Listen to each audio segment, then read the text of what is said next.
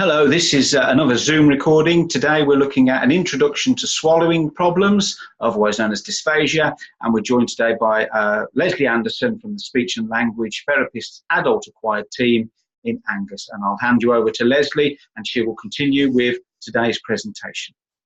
Okay, thank you very much, Ivan, for inviting me again to go through this presentation. As you can see from the title, this is just an introduction to swallowing problems and a little bit of an introduction to the speech and language therapy team in Angus. As you can see, there are 3 therapists and we also have a full-time assistant, so we're quite a small team in Angus here. The learning outcomes for today's session are that you'll have an understanding of the process involved in the normal swallow and what can go wrong with the normal swallow and why. You'll have an understanding of why speech and language therapists are involved in the assessment and management of swallowing difficulties. And you'll have an improved understanding of what speech and language therapists can do to help manage dysphagia. And hopefully also a clearer understanding of texture modification related to food and fluids. So what exactly is dysphagia? Well, dysphagia is just the medical term for a difficulty with swallowing.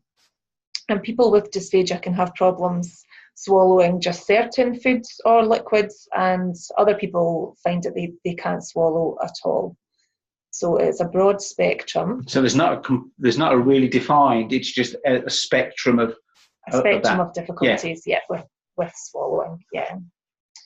So just if you're watching this, just a couple of seconds for a little thinking point, just what your experience of dysphagia is already in your workplace. Have you already come across people who have swallowing difficulty, been involved in referring or managing the swallowing difficulty?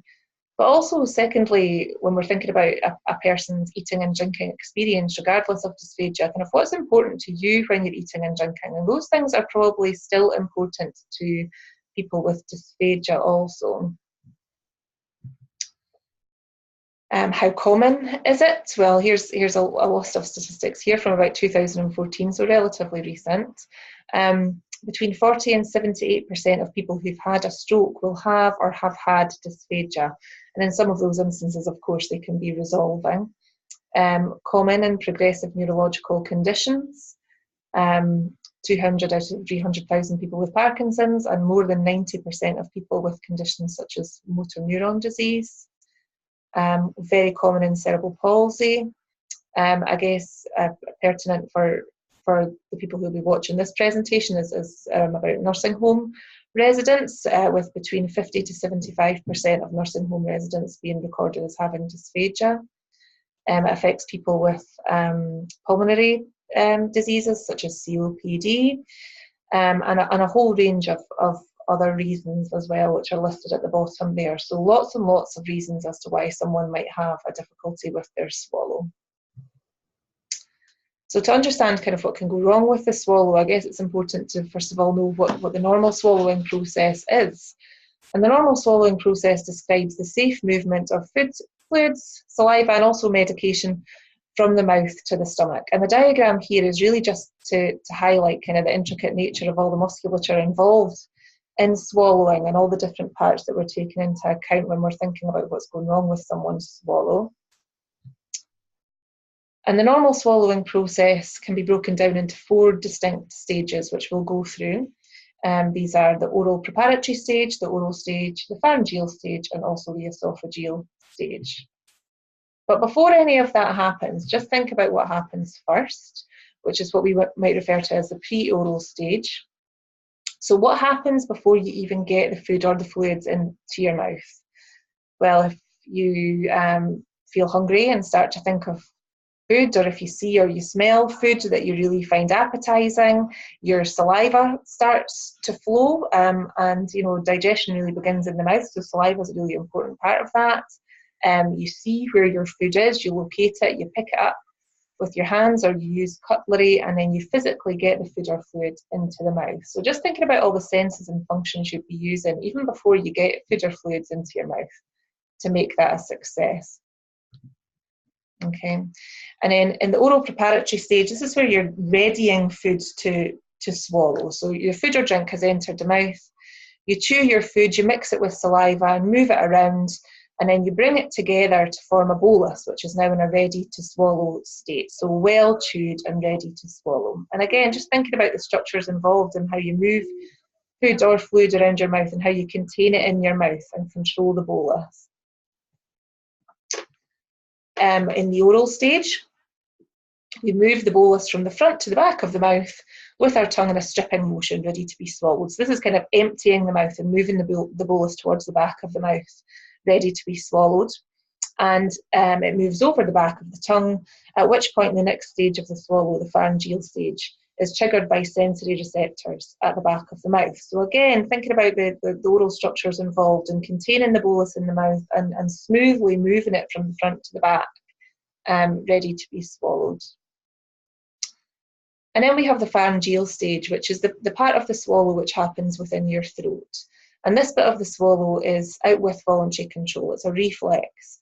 And success is dependent on a number of finely coordinated muscle movements, all kind of happening in a timely fashion. And the aim of the pharyngeal stage of the swallow is to direct food into the esophagus, into the gullet, whilst also protecting the airway from any material entering that.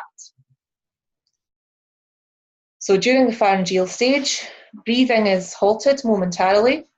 The larynx, that's your voice box, it moves up and forward in the throat and the vocal folds close.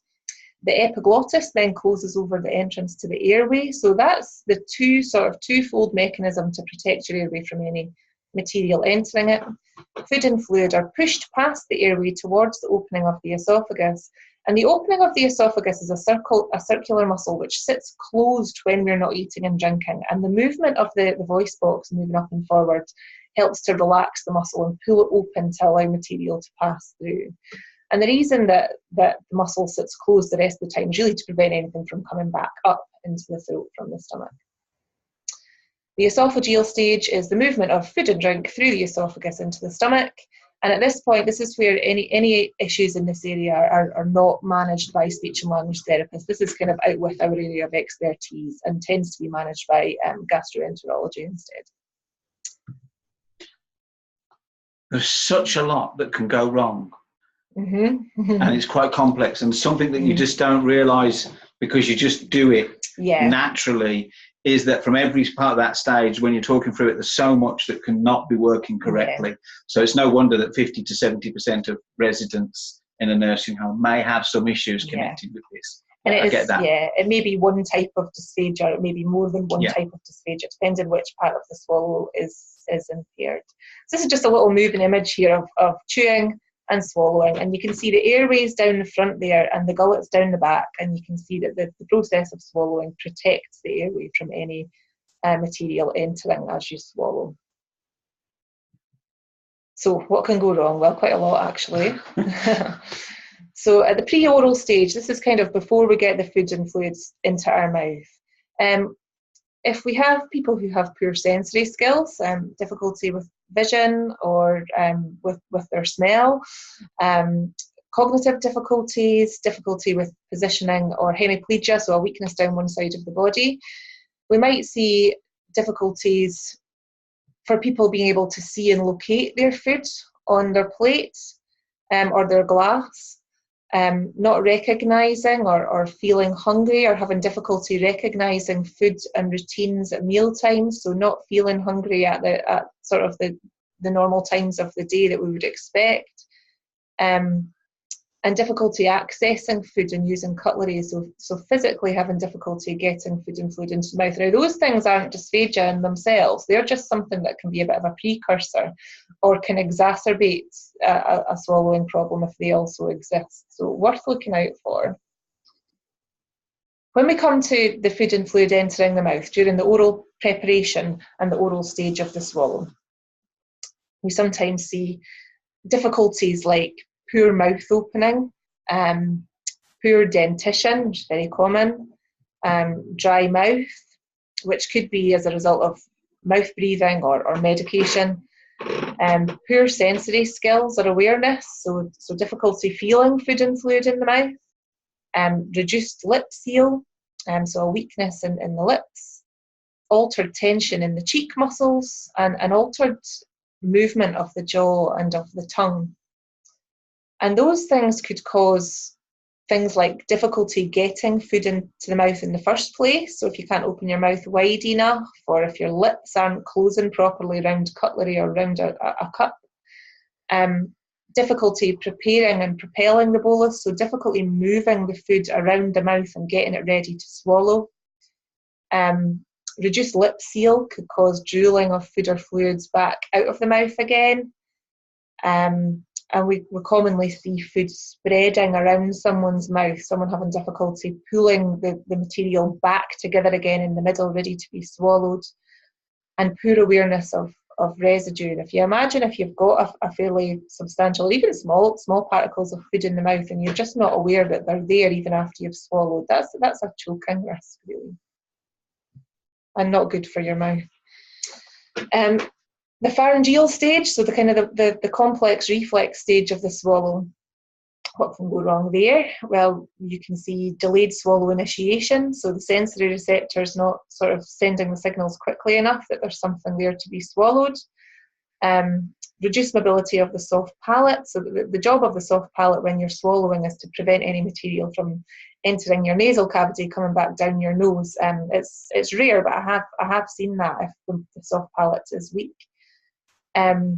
Reduced laryngeal elevation, so reduced upwards and forwards movement of the voice box during the swallow, which can result in reduced airway closure. Poor base of tongue to pharyngeal wall contraction. Sounds complicated, but basically you perform different types of swallow for different foods, and the swallow needs to be strong enough to push the type of bolus that you're swallowing through the throat. And it's the base, the backwards movement of the tongue towards the back wall of the throat that generates that pressure. So if there's a weakness there, the swallow might just not quite be right to swallow the type of bolus you're trying to get over, which would result in sort of residue in the throat, really. And reduced opening of that cricopharyngeal muscle, which is the muscle that opens into the gullet. And if that doesn't open in order for the gullet to receive the food, for the esophagus to receive the food, then again it's going to result in residue in the throat. So what you might see is that someone appears to be taking a long time to swallow, or they're not swallowing at all, or their swallow doesn't look quite complete. Anything that comes down the nose during swallowing just shouldn't be happening. That's just, you know, that's a real sign of a problem. Residue in the mouth or throat, so if someone's been eating and drinking and there's still quite a lot left over in their mouth afterwards. A gurgly sounding voice can be a sign of something sitting on the vocal cords which shouldn't be there in the throat. Coughing and choking, specifically related to eating and drinking, so either during the swallow or after the swallow, if there's kind of consistent coughing and choking. And also if someone is identified as being at risk of aspiration or has known aspiration. So which ones of those are the most common ones then? Because you said that a couple of them were quite rare, but is there really one that's quite common that we should be looking at? The thing that people usually spot first is coughing and choking after eating and drinking. That tends to be the thing that people spot the first. Okay. Yeah. Or what we often get described as pocketing, which is people holding food in their mouth for a long time. Okay. So what exactly is aspiration? Well, aspiration is when part of all of the food or fluid bolus enters the airway. So we often refer to that as it's gone down the wrong way. Mm-hmm. Okay, and aspirated material can then enter the lungs, actually, and cause a chest infection, particularly in someone who has perhaps a weak cough or whose cough reflex isn't working properly, and they can't, cough that material back out again. Your cough reflex is really natural. We all know what it feels like for something to go down the wrong way, and that's actually your body trying to protect itself from any material being aspirated. But obviously for a variety of reasons and the implications of certain health conditions make that more difficult for people to do.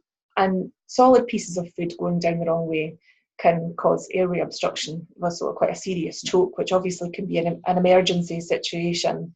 But both aspiration pneumonias and obviously choking can have really quite dire consequences, as both of those things can be fatal for someone.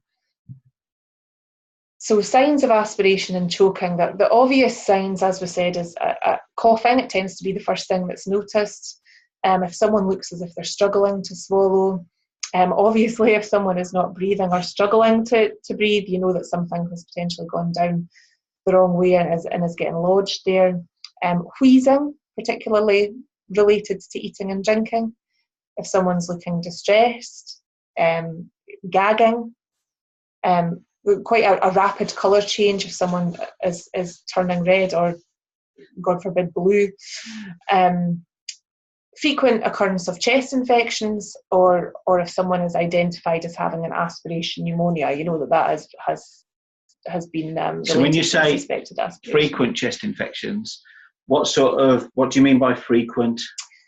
Kind of recurring, you know, if it's treated with antibiotics and then it quite quickly reoccurs, treated again and it quite quickly reoccurs. So it's 2 or 3 in 6 months. Yeah. That would be something that you'd say actually get speech language therapy in, just to assess and see if there's a problem there that's causing that many chest infections in that short space of time. If any other cause has been ruled out, and if you're also seeing some of these other signs specifically related to eating and drinking, because obviously chest infections can be caused by other things as well, obviously, like someone has COPD and they're prone to chest infections. So if it's in combination with some of the other signs that's making, and it's unusual for them to have chest infections, they've not got a history of that, then okay. It's definitely worth considering if that's a reason for it. Okay. Less obvious signs that might not be noticed quite so easily are a change in rate of breathing, so if that becomes a little shallower, a subtle colour change, a little bit of redness across the cheeks, watery eyes, looking a little bit panicked, a gurgly breath or a wet sounding voice. That can be a sign that something, you know, if the person is gurgly all the time and that's their norm, then obviously that's just them. But if it's particularly related to when they're eating and drinking and you notice that their voice becomes more gurgly, that's a bit of a sign that something is sitting where it shouldn't be sitting. Food and fluid shouldn't be sitting on your vocal cords. Lots of excess saliva, so you know, lots of frothy saliva or lots of drooling, bit of a sign that someone isn't swallowing frequently enough. And also if there's a suggestion that someone has had silent aspiration, obviously that's a less obvious cause of chest infection. It might be put down to silent aspiration. Okay. So why are we involved in dysphagia and what do we do? The reason speech and language therapists are involved is because, you know, through our training we have specialist knowledge of the detailed anatomy of the head and neck, and the same muscles used for speech are those used for swallow. Our role is to assess the risk of aspiration, so that's the potential of food, fluids or saliva entering the airway, and then to develop strategies in the form of safe swallow guidelines to try to reduce that risk. And we also work part of a multidisciplinary team and work closely with patients, families, carers, etc. in the management of swallowing difficulties. So our assessments are really a snapshot in time, so we need to take account of the patient's history as well.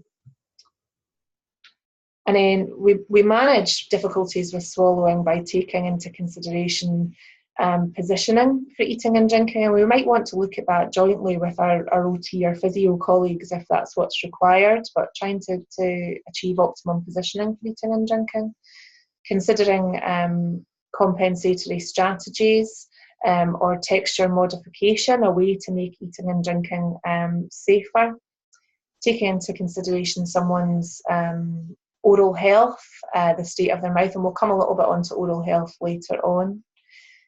Precautions to try to avoid choking and aspiration, so it might be things like avoiding high-risk foods.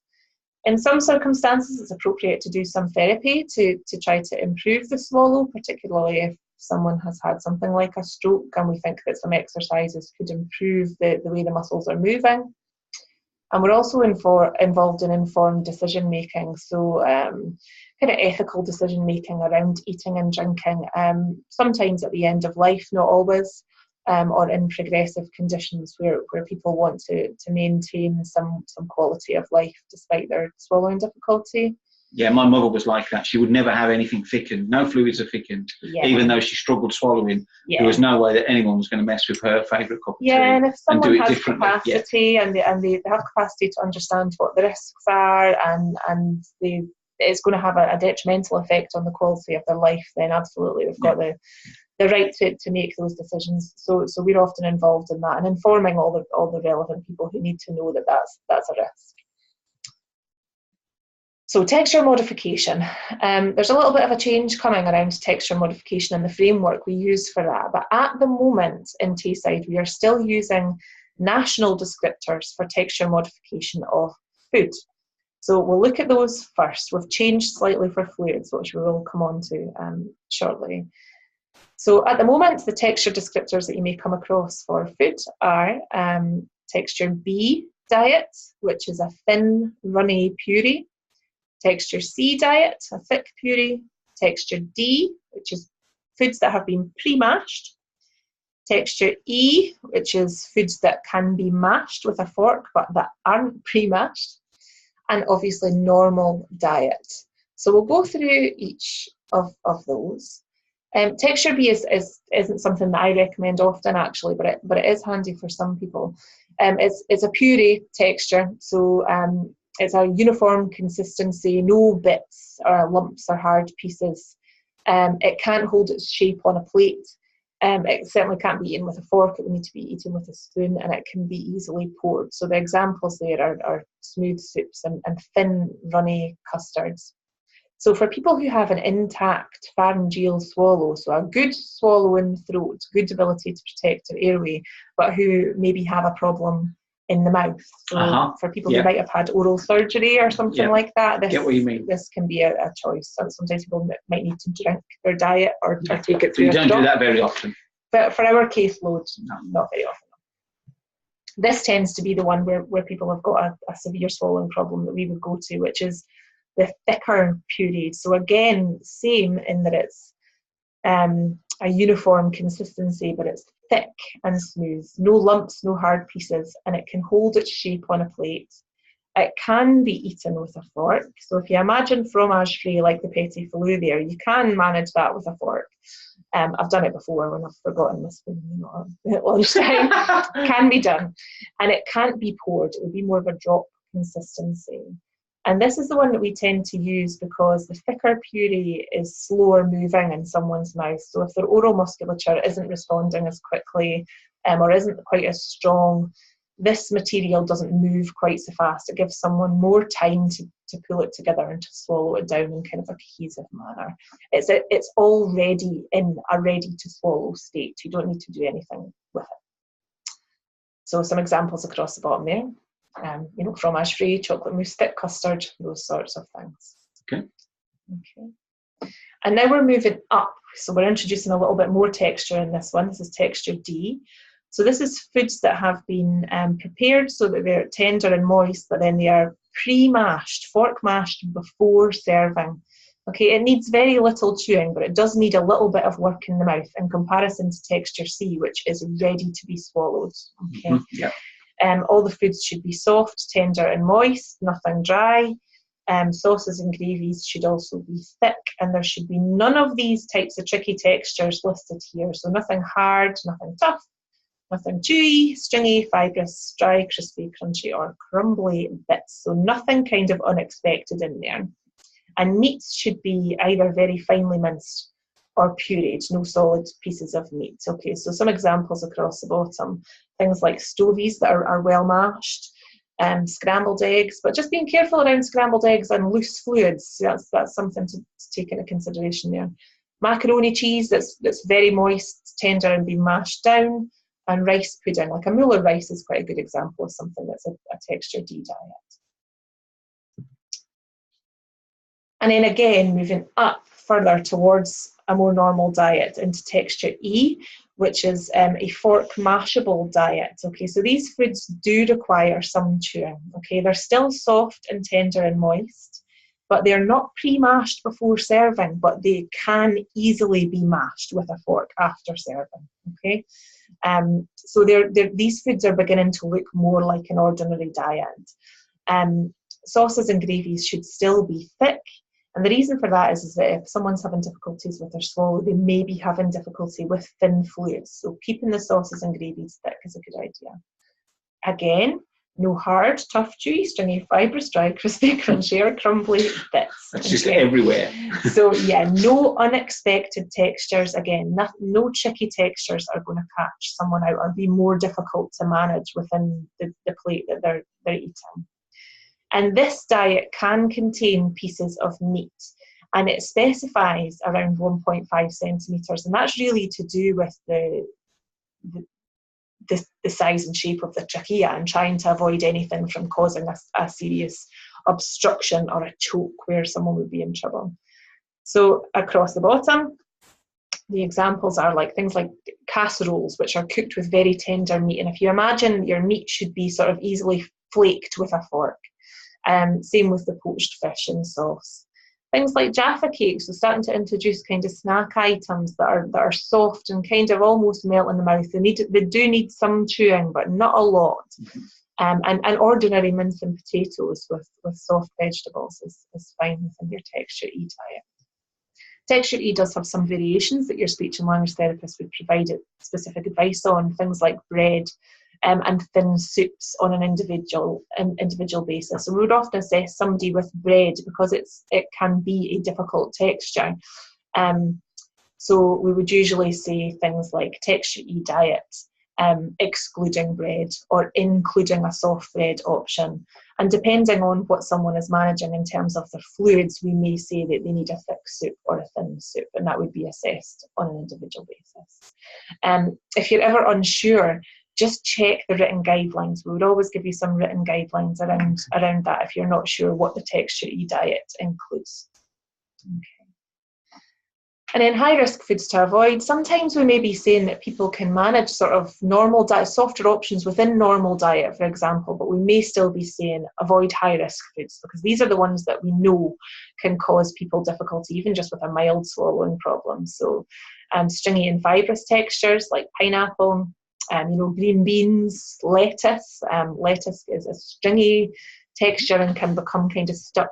You've got natural pockets within your throat, and it's a bit of a culprit for that. Vegetable and fruit skins, so things like even baked beans and peas and grapes. Sometimes the fleshy bit can be swallowed, but the skin can remain in the mouth or the throat. And grapes in particular, I always make the same joke about my children and grapes, and that'll be cutting their grapes until they're 21 or they'll leave the house. Grapes are just an ideal shape for obstruction. So anyone with any sort of swallowing difficulty, I'm telling them to avoid grapes or cut them in half. Okay. You become paranoid. Any foods that don't blend particularly well with the fluid that they're going with, so mixed consistency type foods. A really good example is muesli. It doesn't matter how long you leave muesli sitting for, it's still dry and wet together. There's a reason. It's a horrible texture. Mince that's in a thin gravy, thick gravy will help someone to manage it, but if it's in a very thin runny gravy and it's lumpy, that's going to be more difficult because people are having to manage two textures at once. Yeah, you just want it to be one texture. You just want it to be one so that they can kind of control that. Crunchy and crumbly foods, so toasts, flaky pastries, dry biscuits, really hard crisps, things like pie crusts and whatnot. They can be really difficult to manage, particularly if you've got someone who's got quite a dry mouth or something like that. Hard foods, again, this is purely to avoid choking, so boiled sweets, chewy sweets, toffees, nuts, seeds, that sort of thing. We're usually, and that's the one that if I'm really trying to put my foot down and say, if you're going to avoid any of these, please avoid these, because these are the ones that could cause you a real problem in the moment. And any bitty kind of foods, things with husks, again, just because the bits can be difficult to manage. So even for someone who we're saying the problem might be quite mild, we might still be saying avoid these types of foods. So worth being aware of those. So moving on to thickened fluids. Now we've done the foods and texture modification. Why do we thicken people's fluids? And I think sometimes that people think that someone needs a thickened fluid, but without really understanding why that might be. And the reason that we would use a thickened fluid is if we felt that someone needed to be able to have a bit more control over the bolus in the mouth. So another common misconception is that water should be the easiest thing to swallow, but actually water is the most rapid moving thing, water and thin fluids. So if your oral musculature is slow or weak, or if your swallow is delayed, that fluid is going to go where you're not going to be able to manage it. It's going to move too quickly for you. So by thickening your fluid, you can give someone a bit more control over the bolus. The fluid will be slower moving in the mouth and in the throat. It's more cohesive. It kind of sticks together a bit more. Mm-hmm. But it's worth remembering that thickening fluids isn't always the answer, and that the thicker the better is definitely not always the answer. Okay, so sometimes people just need a little bit of thickening within their fluids just to be able to manage it a little bit better. Okay, so we're not always aiming for something very, very thick that needs to be taken from a spoon. In fact, for some people, if their swallow is weak, swallowing something that thick could be more difficult. Okay. So we obviously assess according to the thickness. So by doing that, you're not erring on the side of caution. You're not always erring on the side of caution. Okay. Yeah. And another reason it's not always the answer is what you just mentioned there a minute ago, Ivan, about people's preference and ability to tolerate it. And actually, if you're going to reduce someone's fluid intake by introducing a thickener, then that's just going to cause another problem. Yeah, different set of problems. Yeah. So there is, although our aim is obviously to reduce the risk of aspiration, we do have to take other things into consideration as well. Okay. Yeah. So previously, what you will be used to for several years now are the national descriptors for thickened fluids, which are stage 1, syrup, stage 2, custard, and stage 3 pudding. And you will have people within your care homes who are on these stages at the moment. However, we are now no longer using national descriptors for fluids, and this is the framework here, the IDSE framework that we are moving towards. The Royal College of Speech and Language Therapists has adopted this, and NHS Tayside is also adopting this, and we're moving to full use of this for food and fluids by about April of 2019, which is felt like a long time away at first, but isn't all that long away now. IDSE is the International Dysphagia Diet Standardisation Initiative. So we've moved from national descriptors to international descriptors. And since about April time this year, we have been implementing the lower triangle here, which is the IDSE framework for thickening fluids. So that's what we're going to go through at the moment, and this is what we're using both in acute hospitals and in the community in Tayside now. So just a little bit of mapping. Some work was done around this to map the old national descriptors into the IDSE descriptors so that people could have a bit of a comparison between what they were using before and what they're using now. So you can see we've moved from, we're still classifying the old national descriptors into 5 here, so thin fluids, and then we would sometimes talk about naturally thick drinks, things that were a little bit heavier than water, and then moving into stage 1, 2 and 3. And IDSE gives us that extra level. It actually allows us to thicken thin fluids to that naturally thick level, so it's given us an additional level. So we have level 0, which is thin fluids, level 1, which is classified as slightly thick, 2 as mildly thick, 3 as moderately thick, and 4 as extremely thick. And this diagram here just shows you how one maps to the other. Yeah. But a lot of trialing has been done, throughout this process and locally as well. And we do know that, and what we've been saying is this broadly maps across from one to the other, but they don't necessarily behave in exactly the same way as the previous stages. Okay. So there is obviously a bit of a risk with moving someone without assessment from the current national descriptors into IDSE. Yeah. Okay, so we are aware of that, which is partly why we're doing this training and as well, and sending out notification to care homes so that people are aware of the change. Okay, so thickened fluids. This is just going through the IDSE levels again. So the slightly thick, that's level 1, is thicker than water and requires a little more effort to drink than thin fluids. Okay, and then mildly thick, this is coming up to sort of a syrup thick, flows off of a spoon. It is sippable, it pours quickly from a spoon, but is slower than thin drinks. Moderately thick can still be drunk from a cup, but it would require quite a bit of effort to suck it through a straw, even a wide bore straw. It can't be piped or layered or moulded, and it will drip through the prongs of a fork. And then extremely thick fluids. So this is where we're moving up to. It has to be taken from a spoon or even a fork. It can't be drunk from a cup or taken through a straw, and it can't be poured. It would more drop. Okay. and it would all be a uniform consistency, so no separation between the thicker and the thin fluids there at all. So for your people who are needing something spooned, that's probably the texture that we're going for. Okay, so although I was saying earlier on, it isn't a case of the thicker the better. In some circumstances, some people do need it to be that. Yes. But it's about being person-centred about who you're giving that to and making sure it's the right. Yeah, absolutely. So this is just what you might see on the side of a tin, and this is about thickening fluids with Nutilus Clear. Nutilus Clear is one of the newer thickeners that we've moved to in acute hospitals in Tayside, and currently is the only one which actually complies with the IDSI levels for fluids. So this is the one that we've been recommending in the community also while we've been doing our assessments, because it's the only one at the moment which complies with IDSI. My understanding, as it is at the moment, is that come April 2019, all of the other companies will be required to have their products in line with IDSI also. It's just that Nutilus Clear is the one we're using at the moment. Okay, so is that what most of the care homes then will the residents will start to use Nutilus Clear? Well, that's still slightly up for at the moment when we're assessing people, because it's the one that's complies with IDSI. It's the one that we're requesting that GPs prescribe at the moment. But I believe that there is NHS Tayside is currently in a process of tendering about who is going to be the supplier of thickeners in community hospitals and in the community as well. So we don't actually know at the moment which thickener it is that may appear most often in care facilities. This is still kind of out for tender. But actually, when it comes round to it, all of the thickeners will comply with IDSI, and it will just be a case of following the level that has been recommended by the speech and language therapist.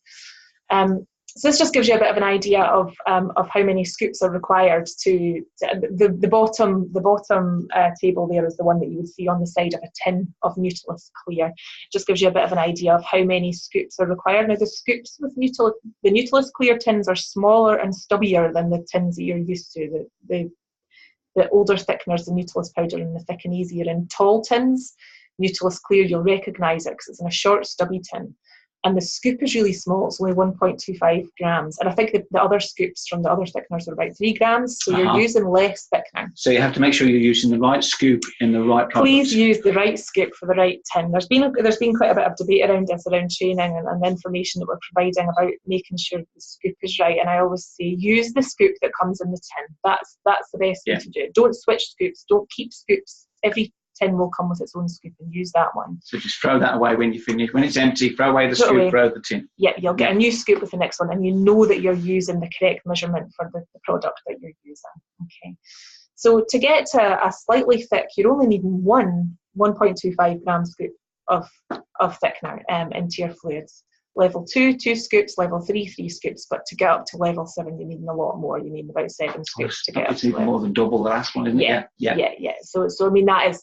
It's quite a difference in texture. Yeah, it is that. And the Nutilus Clear is a gum-based product rather than a starch-based product, so it does look a little bit different as well. It's more jelly-like than the sort of starchy thickener. So it's much more palatable for people as well, which is good. Obviously, moving to a new framework for fluid and eventually texture, and also a new product. There are obviously a number of risks associated with the rollout of IDSI. So with thinking about your care facilities, there may be 2 or maybe even more different thickening products now found within your care home. Okay. Now these will be prescribed for specific patients, so you will know, because it'll have their name on the side of the tin, who is for who. Okay. You may also be trying to work along 2 different frameworks for fluid modification at the moment. So some people might be on stage 1 fluids and some people might be on level 2 fluids. And that is quite confusing, we're aware of that, okay? So there is the risk of over or under thickening someone's drink, and obviously that then puts people at risk of aspiration, okay? So always refer to an individual's written safe swallow guidelines. Okay, so just, yeah, person-centred, treat that person as an individual and follow their individual safe swallow guidelines. Because if someone has been on stage 1 fluids for a very long time and they're managing it fine, then just carry on with that. You know, that doesn't need to be reassessed or looked at if they're managing, but it's just making sure that you're still following their guidelines. Always follow the recommended number of scoops per thickener for each individual. Be assured that when a speech and language therapist is assessed, that's the thickness that they've assessed someone on. You don't need to add any additional thickener to the fluids if you feel that it doesn't look quite thick You enough. don't have to add one for good luck or something like that. You don't need to add one for good luck. Stick to the recommended number of scoops. And you know you've got it right. Okay. And always use the thickener prescribed for that individual person. Because you may have more than one product in your care home at once, always use the one prescribed for that individual person, and you'll know that you've got it right for that person. Okay. If in doubt, seek advice from a speech and language therapist. Or going back to the mapping document, if a different type of thickener arrives for your patient, you may or you may not notice that.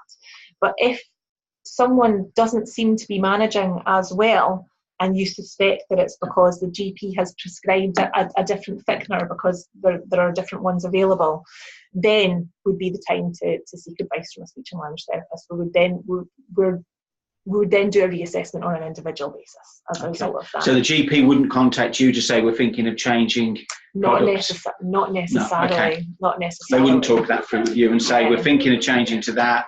Has that got any implications? They wouldn't do that. So it would be up to the care home to say we've changed products. Yeah. And I mean, you know, no disrespect, but it could even happen. Just the GP might not notice that it's a different thing. No, that's fine. Nucleus powder, Nucleus clear, and if they're that's not fine. aware, then that could happen. So it's more. This is just more about trying to manage the risk that we know is there, but just trying to also reassure people that if you stick to the individual's recommendations, then that's the safest way to manage it.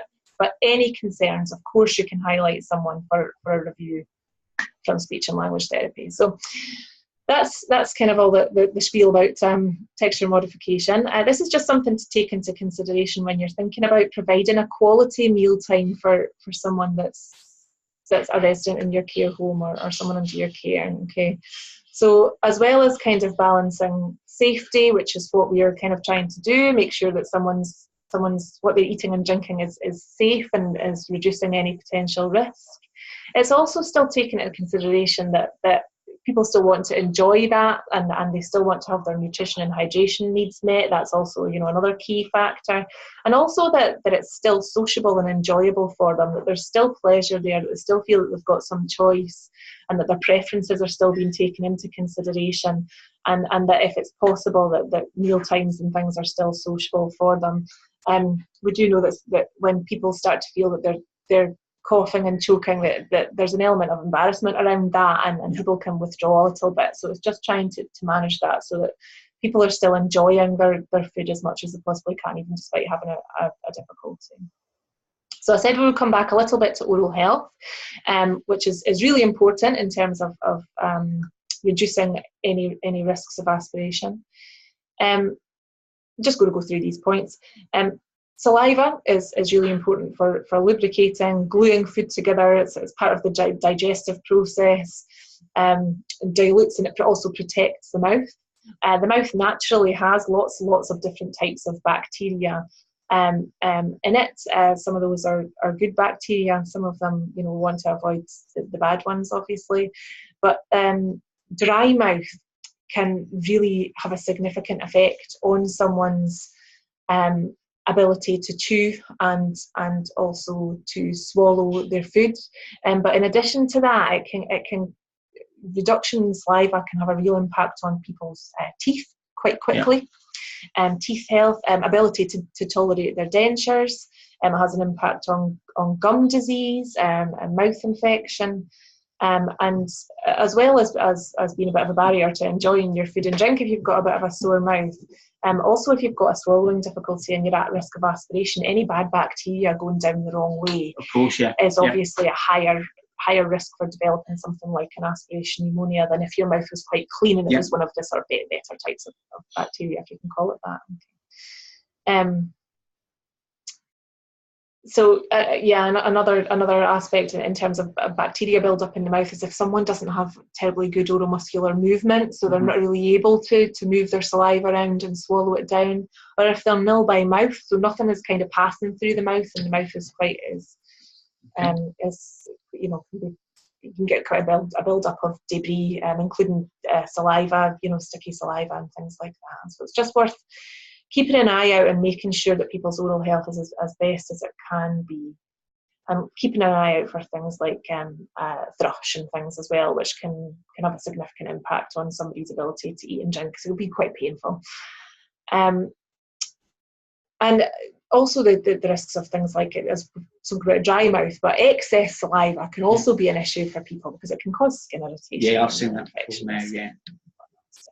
So just remembering that poor oral health can lead to an increased risk of pneumonia because of that bad bacteria that could go down. So oral health is also really important in terms of managing swallowing difficulties.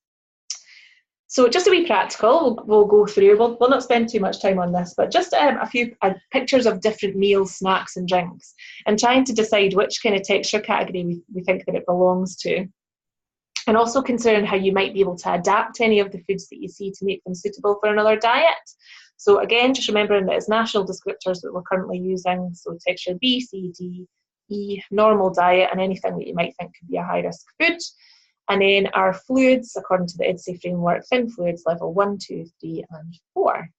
Okay. So, bread. We spoke a little bit about bread.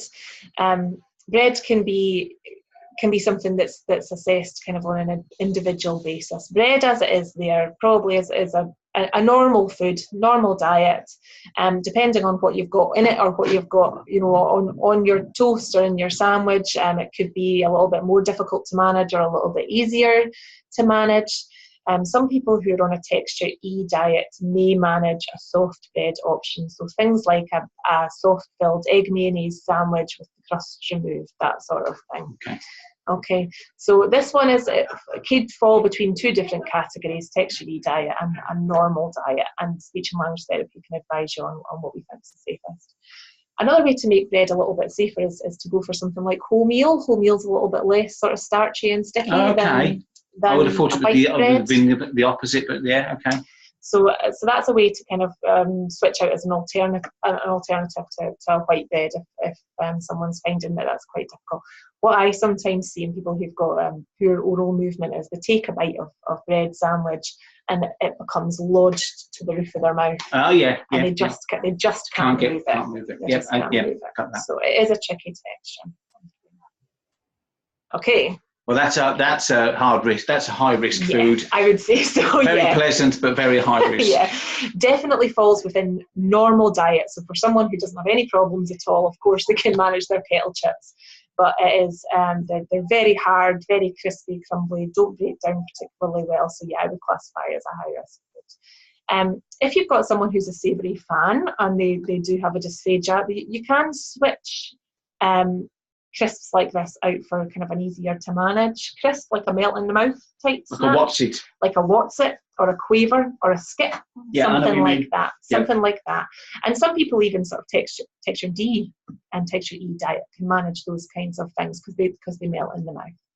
So it's just thinking of alternatives. You know, if something is difficult and it's a favourite, is there something else that you don't have to give up instead? Yeah. Okay, thick custard. That's C. What was that one? Yeah, texture C. Texture C, yeah. Yeah, so a thick, smooth diet. It's all the same consistency, and it's not runny. It would drop off the fork, and it's kind of in a ready-to-swallow state. Okay. Where that might change is if it's something like creme brulee and it's got a crispy topping on it, then that would no longer be texture C. Yes. Okay. My wife's in trouble then because she likes a creme brulee. I think people often ask us for menus and lists of foods that they can eat, but actually it's not about the food, because how you prepare a food and how I prepare a food might be two different things. Someone's macaroni cheese would be different from other people. Some of them like a very hard, crispy crust on the top of it, and others don't. Yeah. That's right. So we try to avoid saying this type of food is absolutely fine. We try to go along with the descriptors. If it matches that, then you're okay. It's a bit about preparation. Okay, so fish in sauce, fish in a thick sauce. That's a D. Broken That's mashable after serving. Yes, that's texture E. Yeah, so it's fork mashable. Yeah, so it's served as it is. It's not mashed before serving, but you could take a fork, you could eat it with one hand, and it would break down. So yeah, so this would be texture E diet. And that would be a slightly thicker sauce that it's in. That's not a very thin sauce. No, it wouldn't be a runny sauce. Yeah. Okay. Jelly. Jelly is really difficult. I would say that's a high risk or a normal, because it doesn't do what you expect it to do. Yeah, it's a little bit unpredictable. People often think ice cream and jelly should be nice and easy to manage, but actually ice cream melts and turns into something more fluid, and jelly is unpredictable in the mouth. It's not a cohesive texture. It can break up. Yeah. And so this is definitely one to watch out for, and would definitely be within a normal diet. Macaroni cheese. As it is there, with no kind of crispy topping and quite tender with a sauce, is a texture E. Okay, so it can be broken down with a fork.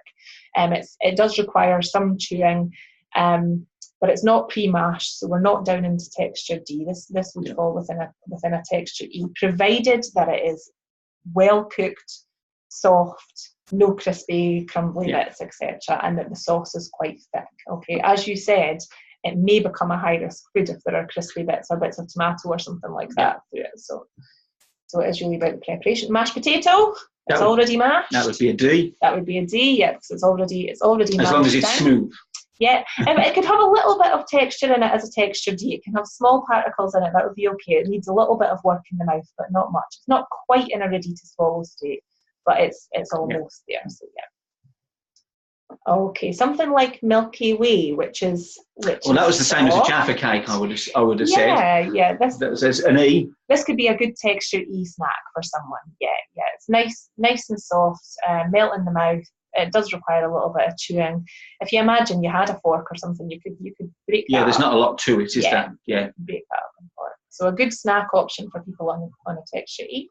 We've already spoken about quavers. Yeah. A much better option than kettle crisps. Yeah, again, so even somebody perhaps on a texture D diet might be able to manage these. Certainly texture E could manage these. Is that a place? But I suppose people should ask yourselves when they come along and say, look, are things like quavers acceptable for this person in this diet? If you're not sure, have a chat with you. Yeah. Okay, rice pudding, which we also spoke about, which is a great example of a texture. That would be texture E again. D. Yeah, D. And then you see, my wife's family would have that in the slice. Well, that would with a very hard. You see, they would slice it and take it as a cold snack. Because they were Welsh miners, you see, so that's how they would have it. Texture E, rice pudding that comes out of an ambrosia tin probably falls in line with a texture D diet. But yeah, anything additional that you do with it could change it. If you put currants or raisins or something in it, you're bringing it up to a different texture. So it is about the preparation around that. That's normal or high risk. Yeah, it's normal. Got all sorts of issues with that. Yeah, because of the flaky pastry and the dry nature of it, this would be certainly within a normal diet, and we may classify it as a high risk food because it's got the flaky pastry. Difficult to modify this texture as well because of the flaky pastry on it. It's difficult to get that down to any other texture. No.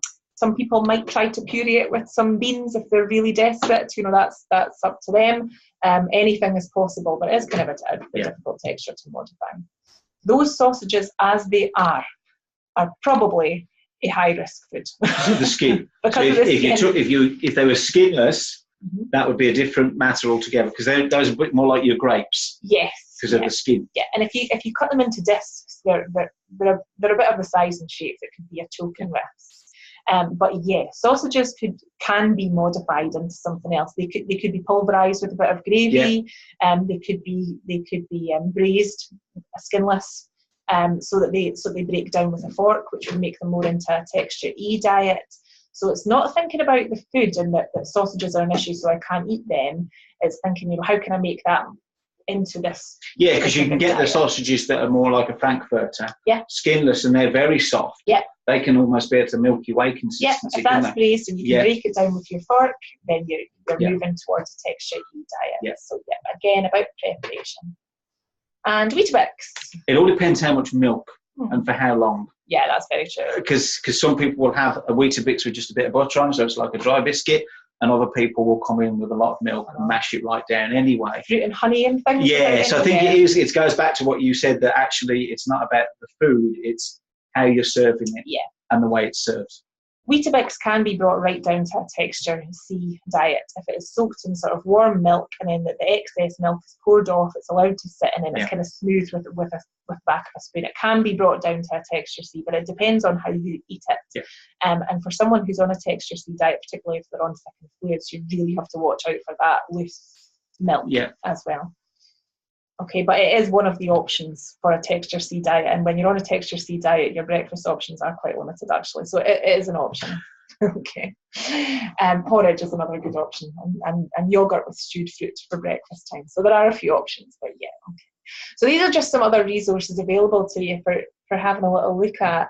The Making Dysphagia Advice Easier to Swallow is a free online resource which will comply with the national descriptors, which obviously we are moving away from, but I think it's still a good educational tool to explain the different steps between textures. The bottom one there is the one that relates to the new IDSE framework, which is worth having a little bit of a look at and familiarising yourself with, because this is the one that as of April next year we're going to be referring to when it comes to texture modification of all foods and fluids. So that's what we're moving towards.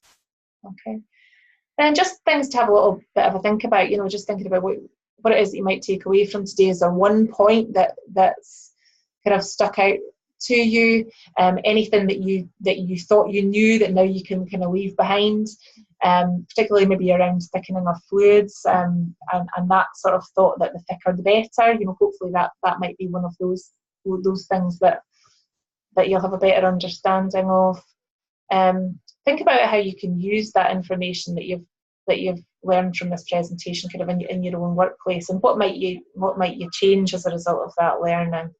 Whether you have any other learning needs and any comments and questions. And just remembering that you can get in touch with us at Speech and Language Therapy at any time if you do have a query over someone's swallow ability, any concerns that you might have, or if anybody's already on texture modification and you feel that something is not quite right there, or anything related to the change in thickener, you can get in touch with us, okay? I think there's a couple of things that I will take. Firstly, that it's all very complex to do with swallowing, much more complex than you imagine. Secondly, that the scoops are the thing that you really need to take account of with your product. Yes. Make sure that you use the right scoop with the right product. I don't think that's always been quite clear. And also that actually you can be a lot more dynamic and a bit more imaginative with foods if you're thinking of descriptors rather than the food itself. If you think about how you can modify it, change it, you can do different things. And that can make everything a bit more pleasant. Absolutely, that I think that's what I would take away from this. Great, good. All right, well, thanks very much.